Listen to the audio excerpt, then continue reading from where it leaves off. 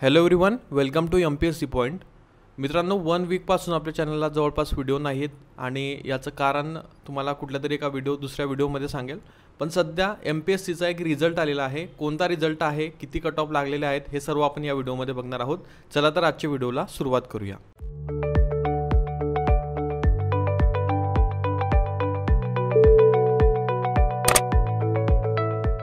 तर बघा, the most awaited video की ज्याची खूप महिन्यांपासून आपण वाट बघत होतो, तो रिझल्ट आलेला आहे. मित्रांनो, MPSC राज्यसेवा परीक्षा जी 1 डिसेंबरला झाली पूर्व परीक्षा, तर त्या पूर्व परीक्षेचा रिझल्ट आलेला आहे. जे कॅन्डिडेट्स मेन्ससाठी क्वालिफाय झालेले आहेत, तर त्यांची लिस्ट आयोगाने पब्लिश केलेली आहे. बघा, खूप काही रिझन्स होते रिझल्ट न लागण्यामागे, म्हणून रिझल्ट डिले होत होता. पण जसं की आज सकाळीच थोडी माहिती मिळाली होती की रिझल्ट लागणार आहे, तर त्याप्रमाणे आयोगाने संध्याकाळी रिझल्ट लावलेला आहे आत्ताच.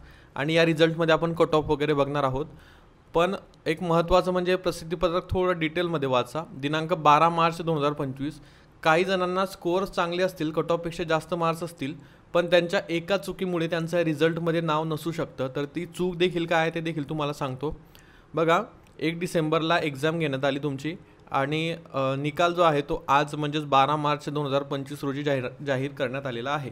म्हणजे तुमचा डिसेंबर महिना, जानेवारी महिना, फेब्रुवारी महिना आणि मार्च महिना, जवळपास 3.5 महिन्यांचा पिरियड नंतर प्रिलिमचा रिझल्ट लागलेला आहे.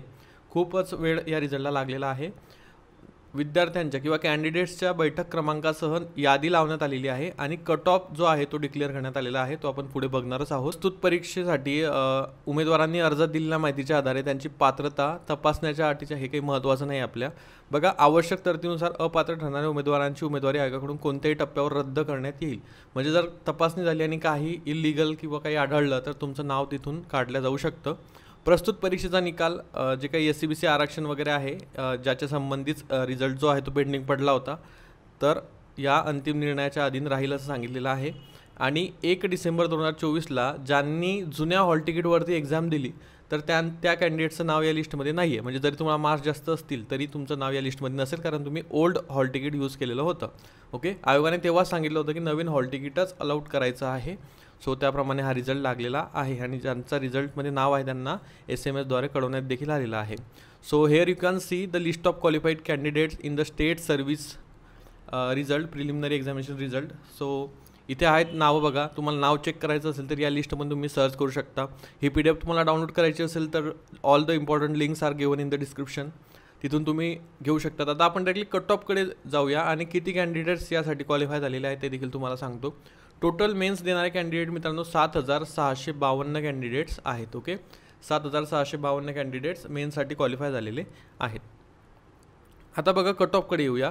कट ऑफ जो आहे मित्रांनो, तो सुरुवातीला जशा मार्केटमध्ये चर्चा सुरू होत्या, कारण जसा जसा पेपर होतो तशी अचानक खूप काही जास्त स्कोअर पुढे येत असतात आणि या स्कोअर पुढे आल्यामुळे कट ऑफ देखील खूप जास्त सांगितला जातो. अगदीच 130पर्यंत देखील काही जण कट ऑफ प्रिडिक्ट करत होते. तसं काही होत नाही बघा, कारण जनरली मागच्या वर्षीचा कट ऑफ आणि यावर्षीचा कट ऑफ तेवढा फरक नाही आहे. जरी पेपर इझी असला तरी सर्वांनाच तो जमतो अशातला भाग नसतो. बाकीच्या गोष्टी देखील मॅटर करतात. त्यामुळे ओपन जनरलचा कट ऑफ जो आहे तो 117.50 लागलेला आहे. जे नवीन असतील, जे पहिल्यांदा अशा प्रकारचा व्हिडिओ बघत असतील त्यांना सांगतो. बघा, जी राज्यसेवा एक्झाम होते, म्हणजे तिला सिव्हिल सर्व्हिसेस एक्झाम आता ओळखलं जातं आपण, तिला बघा gazetted civil services combine preliminary examination म्हणतो. त्याला जनरली राज्यसेवा सर्वजण म्हणतात. तर या परीक्षेमध्ये प्रिलिम्सला 2 पेपर असतात. या 2 पेपरमध्ये पहिला पेपर असतो GS आणि सेकंड पेपर असतो तो पेपर असतो CSATचा. CSATमध्ये 66+ गुण मिळाले म्हणजे तुम्ही क्वालिफाय होता, म्हणजेच तुमचा GS पेपर चेक केला जातो. हा GSचा पेपर 200 पैकी असतो आणि 200 पैकी हा कट ऑफ 117 लागलेला आहे. म्हणजे फक्त पेपर 1 वरती तुमचा कट ऑफ डिपेंड असतो. पेपर 2 फक्त क्वालिफाईंग म्हणून आहे. जसं UPSCचं आहे तसंच MPSCचं देखील आहे. 200 पैकी 117.5 हा कट ऑफ लागलेला आहे. ओपन फिमेल 110.5 एवढा कट ऑफ आहे. स्पोर्ट्सचे वगैरे तुम्ही बघू शकतात. SC जनरलचा 115 आहे. ST जनरलचा 104 आहे. DTA general 117.5, NTB general 117.5, SBC general 111.5, NTC general 117.5, NTD general देखील same, OBC general same, EW general same, SCBC general जो आहे तो 117.5 सेम. दिव्यांग टाईप ABCD तुम्ही इथे बघू शकतात 80, 77, 96, 85. ऑर्फनचा जो आहे टाईप ए अँड बी साठीचा 37.5. बघा दिव्यांगाचे कट ऑफ थोडेसे मी तुम्हाला डिटेलमध्ये सांगतो, कारण बरेच जण लो विजन असतात, ब्लाइंडनेस असतात, तर ते ऐकून तरी हे कट ऑफ त्यांना माहीत होतील. टाईप ए ब्लाइंडलेस लो विजन यांचा कट ऑफ 200 पैकी 80.50 लागलेला आहे. टाईप बी जे डीफ आणि एच एच असतात तर त्यांचा कट ऑफ 77.50 लागलेला आहे. टाईप सी लोकोमोटर डिसेबिलिटी आणि ऑदर्स यांचा कट ऑफ 96.50 लागलेला आहे. टाईप डी आणि ई ज्यांची इंटेलेक्च्युअल डिसेबिलिटी किंवा मल्टिपल डिसेबिलिटी असते तर त्यांचा कट ऑफ 85 लागलेला आहे. जे ऑर्फन आहेत त्यांचा कट ऑफ 37.5 एवढा लागलेला आहे. अशा प्रकारे हे कट ऑफ्स आहेत. आय होप तुम्हाला सर्व कट ऑफ्स व्यवस्थित कळाले असतील. कट ऑफ्स बघा खूप जास्तही नाही, खूप कमी नाही, अगदीच ज्यांना मार्क्स आहेत किंवा ज्यांना चांगले मार्क्स मिळाले तर ते नक्कीच या रिझल्टमध्ये असतील. सो इथे तुम्ही लिस्ट देखील बघू शकतात. लिस्ट तुम्हाला डाउनलोड करायची असेल तर इम्पॉर्टंट लिंक्स डिस्क्रिप्शनमध्ये दिलेल्या आहेत, तिथे तुम्ही डाउनलोड करू शकता. आय होप तुम्हाला या व्हिडिओच्या माध्यमातून ही अपडेट कळाली असेल. लवकरच मी ट्राय करेल की चॅनलला more and more videos publish try करूया आपण. झालं तर पॉसिबल तर बघूया, नाहीतर जसं चालू आहे 8 दिवसातून किंवा 15 दिवसातून एक व्हिडिओ तसा येतच राहील.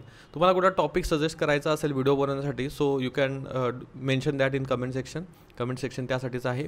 आय होप तुम्हाला व्हिडिओ आवडला असेल लाईक करा, चॅनलला पहिल्यांदा आला असाल सबस्क्राईब करा. Thank you for watching.